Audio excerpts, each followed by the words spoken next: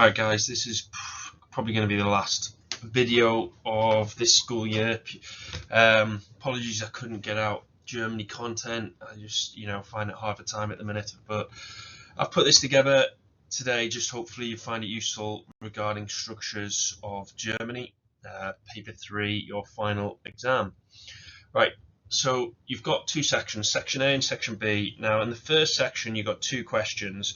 You have an inference question and an explain question. So let's go through these. This question here is going to ask you to infer two things from source A about the treatment of Jews during the Kristallnacht. Now, be very careful on this. Just remember you have three sources. You only use source A for the inference. Okay? Now, make sure you're reading the question always. So, the inference question, one of your first access questions. Don't overthink this at all. Think simply. You don't even need to bring in your own knowledge there. Everything you have is in the source itself. It talks about Kristallnacht and it talks about the Nazis and their actions during Kristallnacht. So what can you infer? I think it's always a good idea to kind of pick out a detail first and then think, right, what can I learn from this about Kristallnacht? Now, straight away, if you see near the end, it says the Nazis had a register to check all the Jews in the town were there. So that shows you that this was pre-planned. So something you can infer there is it was pre-planned. They'd organized this. This persecution, there was knowledge of it beforehand. So again, I can infer the Kristallnacht was pre-planned. Details, well, they had a register to check that all the Jews in the town were there. You don't need to do more than that. 2 marks. What else can we have? Remember, it's always on treatment as well. The Jews are getting dressed quickly with the bedroom door open. Humiliation. So I can infer the Jews were humiliated. They're getting dressed with the door open. 4 marks. That's all you need to do there. We were marched through the streets. Again, you can apply that to humiliation. Jewish shops have been broken into. There was no defense. There was no quarter given. So just pick out 2 things and then say what you can learn about Kristallnacht from that. Okay. Right. Question 2 is going to be a P paragraph. So here I'll plug the structures again.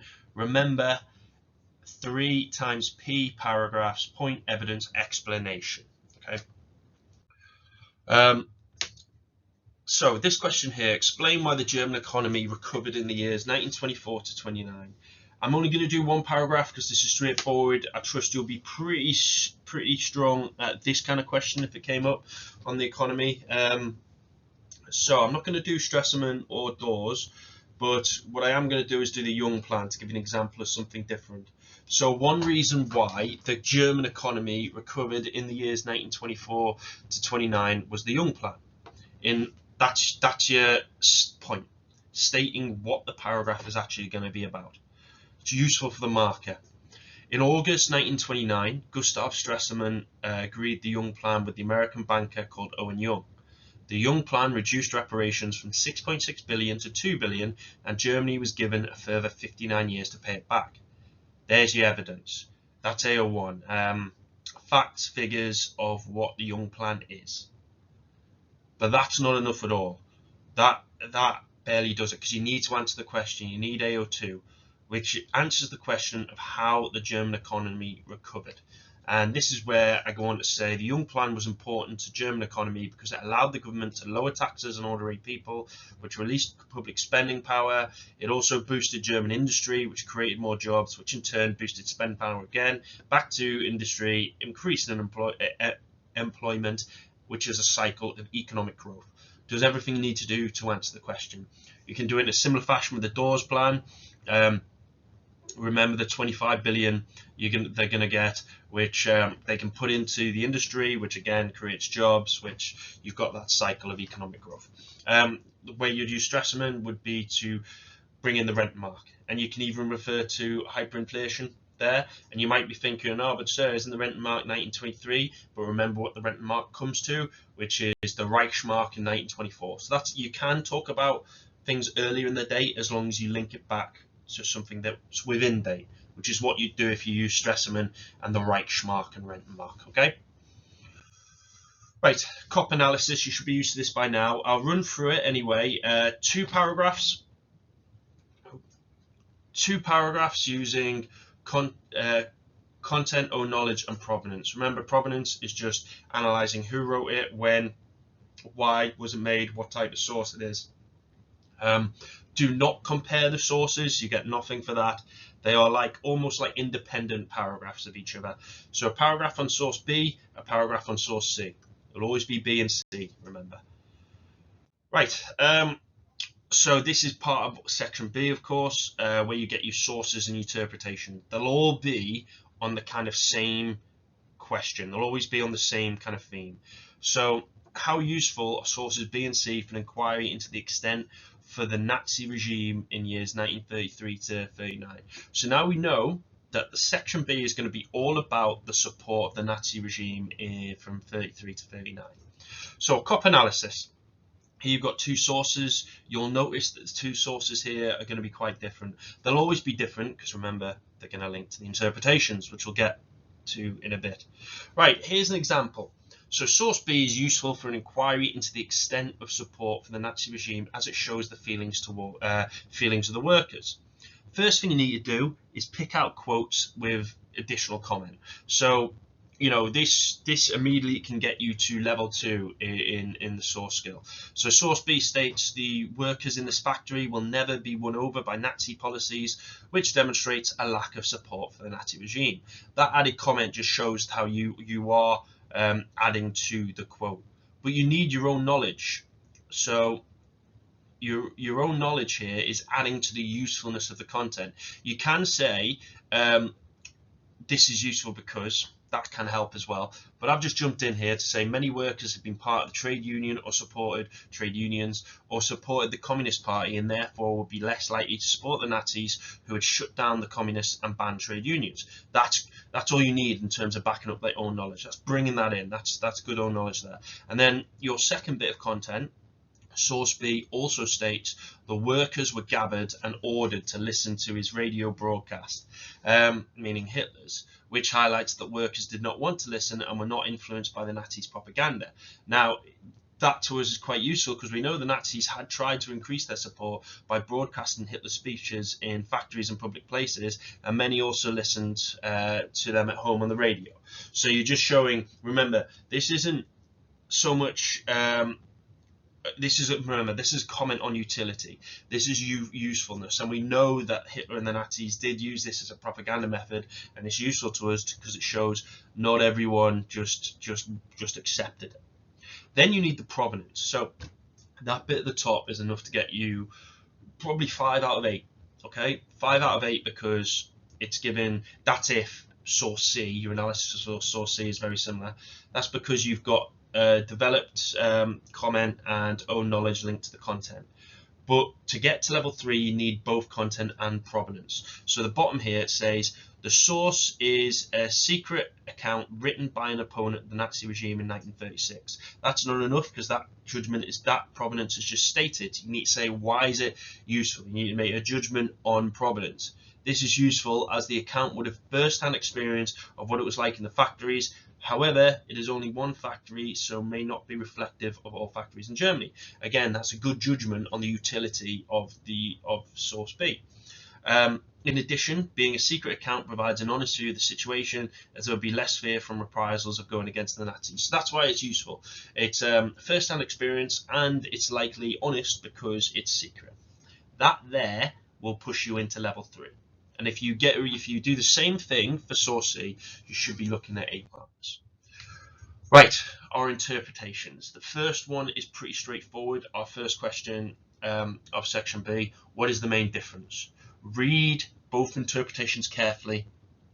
It is about, again, the extent of support for the Nazi regime. Don't worry about provenance here. You don't need to know provenance on the interpretations. It's all about what's in it, okay? It's all about the content. So interpretation 1, let's read through it. During the Third Reich, meaning the Third Empire of Germany, many Germans did not conform with the Nazi regime. This was shown by the fact that some people left the Nazi party and others refused to give the Heil Hitler greeting and salute. Other people protested against Nazi control of schools and churches. Some Germans told jokes about the Fuhrer, while others listened to foreign radio stations or danced to American swing music. Widespread complaining among the German people showed that they did not always fully support the Nazi regime. Straight away there, you should be thinking, okay, I know this is saying that there wasn't a great support for the Nazi regime during these periods. That's what you should be thinking. That's their argument.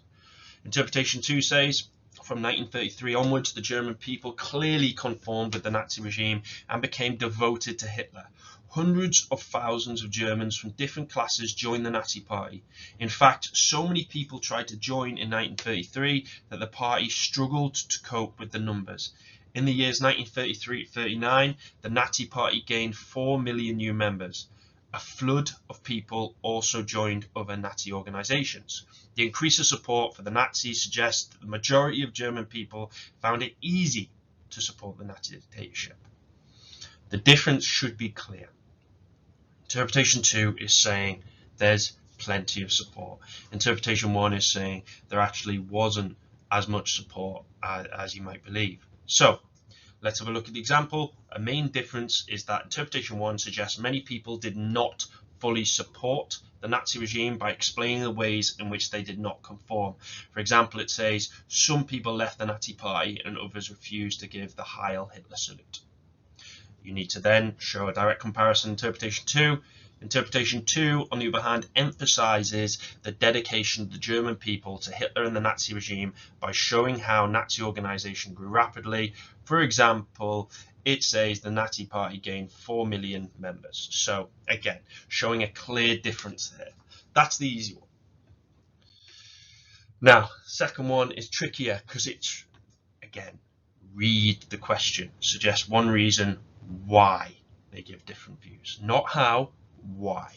Now, you'll know me in class, I always say go to your sources here, right? It's why it's all the same. It's so you can use the sources. And you will have already read the sources. You've already read the interpretations. You should know already which source matches to which interpretation.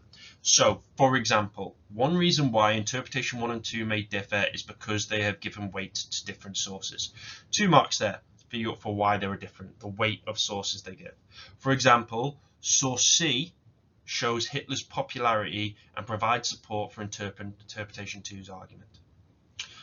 On the other hand, source B, which shows a lack of support from German workers, supports interpretation 1's argument. 4 marks, showing why, and then you're linking each source to the correct interpretation. I would highly recommend always going to the sources on this question. Okay, weight to different sources, they'll always match up. However, if you do want an alternative, you can say the authors have chosen to focus on different details. For example, interpretation 1 focuses on dissent, whereas interpretation 2 focuses on the signs of support. You can also say different emphasis. So interpretation 1 is focusing on social aspects, whereas interpretation 2 is dealing with political organizations. So there is different ways. I just think the sources are so easy, much easier, but they are there for you to have a look at. Right, the big question, squall, statement, quotation, own knowledge, and link. Okay, and then your judgment. I'll talk for each of these. I've done this fully.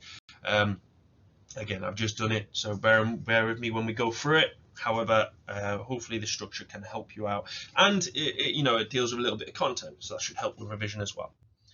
Right, this question here,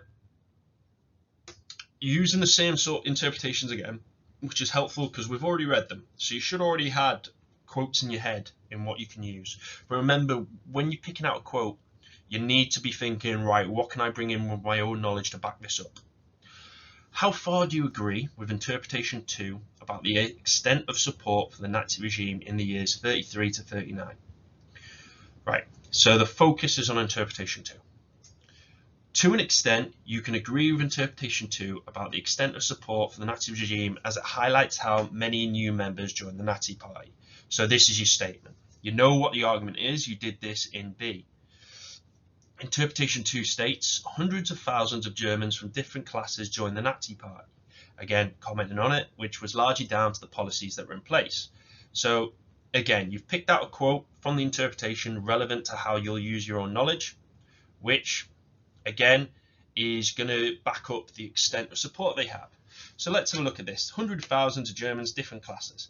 Own knowledge, well, in the early days we know the SA, you might be thinking, but sir, didn't the SA get wiped out in the Night-Long Knives in 1934? Yes, but the SA was still around in 1933, so you can use it to the extent of support they attracted initially for new members. You can even add on to that, which you can improve that by saying, you know, it gave those unemployed a job. It gave those young men who or ex-soldiers a purpose. So you can strengthen that sentence there. In addition, organisations like the Hitler Youth, own knowledge, Nazi Women's League, own knowledge, German Maidens League as well, you can have, brought in more support. The Nazis had attracted members of the working class through policies that provided employment, such as the construction of the Autobahn.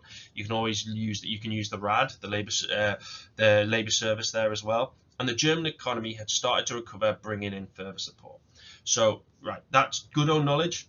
I've just dictated again how we can strengthen that even further. Remember with Squall, 2 quotes, backed up with 2 bits of own knowledge, right? Don't just leave it with one, make sure you back it up with a second quote. Furthermore, interpretation 2 states people found it easy to support the Nazi dictatorship. Now, the reason I picked this one out, because I'm going to use it in my judgment as well, okay? Which post-1934 was largely down to limited opposition of the Nazi Party. Following the Enabling Act in 1933, the Nazis had eliminated opposition parties from forming and banned trade unions.